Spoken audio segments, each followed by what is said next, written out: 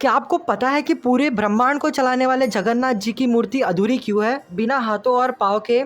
Internet पर आपने इसकी कई कहानियां सुनी होगी, लेकिन आज हम आपको बताएंगे स्कंद पुराण में वर्णित इस पवित्र और अद्भुत कथा के बारे में। कहानी शुरू होती है सतयुग में। अवंती के सूर्यवंशी राजा इंद्रद्युम्न भगवान विष्णु के सबसे बड़े भक्त थे। उन्हें पता चलता है कि उत्कल यानी आज के ओडिशा के जंगलों में भगवान विष्णु अपने एक बड़े गुप्त रूप में रहते हैं। उनके दर्शन करने के लिए राजा ने अपने पुरोहित के भाई विद्यापति को उस गुप्त जगह को ढूंढने के लिए भेजा। विद्यापति ने बहुत ढूंढा और आखिरकार वो उस जंगल के ट्राइब के चीफ यानी विश्ववासु के पास पहुंचे, जो चुपचाप नील माधव की पूजा कर रहे थे। विद्यापति ने चालाकी से उनका भरोसा जीता और गुप्त गुफा तक पहुंचे जहां नील माधव थे। जब राजा इंद्रद्युम्न को यह पता चला तो वो खुशी खुशी अपने प्रजा के साथ वहां पहुंचे, लेकिन तब तक एक चमत्कार हुआ।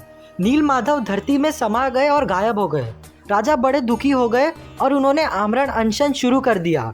तभी भगवान ने राजा के सपने में आकर कहा, निराश मत हो, मैं इस रूप में नहीं बल्कि पुरी के समुद्र तट पर एक बड़े लकड़ी के ताटे यानी दारू ब्रह्मा के रूप में तैरते हुए मिलूंगा। राजा ने समुद्र के पास जाकर देखा तो सच में एक दिव्य लकड़ी तैर रही थी, जिस पर शंख और चित्र के निशान थे। लेकिन अचानक से नई मुश्किलें आ गई। राजा के बड़े से बड़े लोहार और कारीगर भी उस लकड़ी को काट या तराश नहीं पा रहे थे। उनके सारे औजार टूट रहे थे। तभी वहां एक बूढ़े कारीगर आए जो सच में स्वामी देवताओं के आर्किटेक्चर यानी भगवान विश्वकर्मा थे। उन्होंने शर्त रखी कि वो 21 दिन तक एक बंद कमरे में अकेले मूर्ति बनाएंगे और इस बीच उनके दरवाजे कोई नहीं खोलेगा। 14 दिन तक कमरे से चीनी हथौड़ी की धुन आ रही थी, लेकिन 15th डे पर अचानक बिल्कुल सन्नाटा छा गया। रानी गुंडीचा को चिंता हुई और उनके कहने पर राजा ने दरवाजे खोल दिए। अंदर मूर्तिकार गायब था और तीनों अधूरी मूर्तियां वहां खड़ी थी। राजा रोने लगा कि उनके शर्त टूट गई, पर तभी आकाशवाणी हुई, हे राजन, तुम दुखी मत हो, ये मेरा ही संकल्प है। कलयुग में मैं इस रूप में अपने भक्तों को आशीर्वाद दूंगा। मुझे संसार चलाने के लिए इंसानी हाथ और पाँव की जरूरत नहीं। सनातन धर्म में ये रूप सिखाता है कि ईश्वर को पाने के लिए किसी शरीर की नहीं बल्कि सच्चे प्रेम और समर्पण की जरूरत है। जगन्नाथ जी की ये विशाल आंखें और अधूरी हाथ दर्शाते हैं कि उनका आशीर्वाद हर उस जीव के लिए है जो सच्चे दिल से उन्हें याद करता है। तो दोस्तों, ये थी भगवान जगन्नाथ जी की कहानी। अब आइए इस कहानी को एक सुंदर रूप देते हैं। देखते हैं कि कैसे धीरे धीरे ये साधारण कार्डबोर्ड भगवान जगन्नाथ जी के सुंदर स्वरूप में बदला जाता है।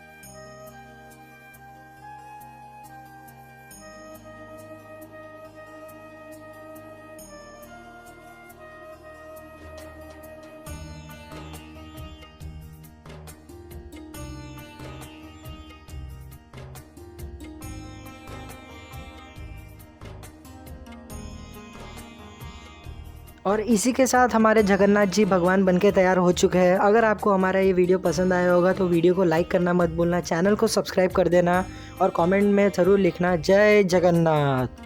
और अगर मैंने कहानी में बोलने में कहीं भी अगर मिस्टेक हुई हो तो मुझे माफ़ कर देना। Thank you.